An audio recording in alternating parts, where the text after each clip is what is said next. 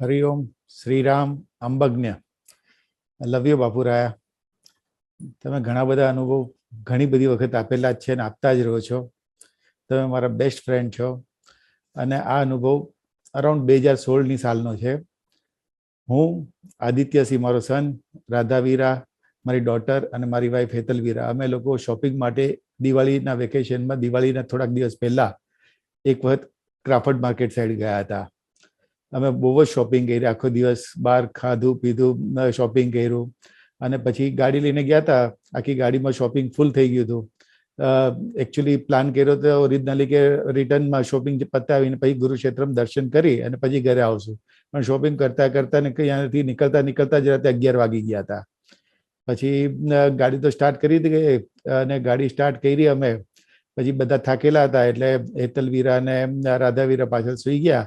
આદિત્ય મારી બાજુમાં બેઠો હતો અને મને બેઉને એક જ ટાઈમે ઈચ્છા થઈ કે હવે આપણે ભલે ગુરુક્ષેત્ર બંધ થઈ ગયું હશે પણ બહારથી તો દર્શન કરીને જઈએ આપણે. એટલે એ આદિત્ય બોલ્યો કે મેં આજે સવારે જ બાપુને ઊંઘમાં કીધું હતું કે ઘણા દિવસથી દર્શન નથી આપ્યા, હવે દર્શન આપો. અને ત્યારે બાપુ દર્શન નતા આપતા, ગુરુવારના પ્રવચનમાં બાપુ આવતા નતા ઘણા વખતથી. એટલે કીધું બાપુ તો આપણે ગુરુક્ષેત્રમાં બહારથી પણ દર્શન કરશું, બાપુ તો સાક્ષાત જ છે ને. એટલે અમે વાત કરતા હતા અને એ વાત કરતા કરતા મારું ધ્યાન નીકળી ગયું અને મેં હાઈવે પકડી લીધો. લિંક રોડથી ગુરુક્ષેત્રમાં આવવાની બદલે બોમ્બેથી આવતો હતો એટલે મલાડ જવું હતું મારે.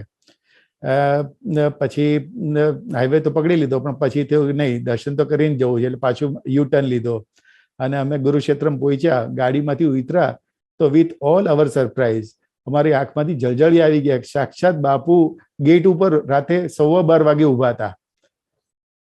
સાક્ષાત બાપુ ગેટ ઉપર સમીર દાદાની સાથે 12:15 વાગે ઊભા હતા. અને મને કઈ સમજાય નહીં. પહેલા બાપુ બોલે, કાંઈ મંડળી કશા કાંઈ, મરાઠીમાં એમ કીધું આટલું લેટ કેમ? એટલે અમે તો કઈ બોલી જ નહીં છે કે બસ બાપુ દર્શન કરવા આવ્યા હતા, એ ભાવ જ વ્યક્ત કર્યો અમે. અને બાપુ એટલા ખુશીથી એટલા ભરી ભરીને આશીર્વાદ આપ્યા અને અમે તો સ્ટેચ્યુ જ થઈ ગયા. અમે ચારેય જણ સ્ટેચ્યુ થઈ ગયા.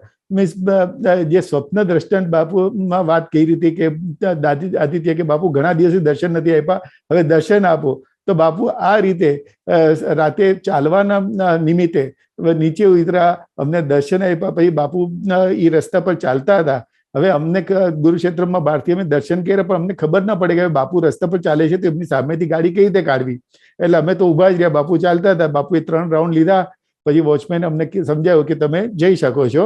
એટલે અમે ગયા તો બાપુ અમારી સામે ગાડીની વચ્ચે આવીને ઉભા રહીને આવી રીતે 2 હાથ આશીર્વાદ મુદ્રા આપીને એકદમ ઉભા રહ્યા અને એટલા સરસ પ્રેમથી ચારેયને ભરી ભરીને દર્શન આપ્યા.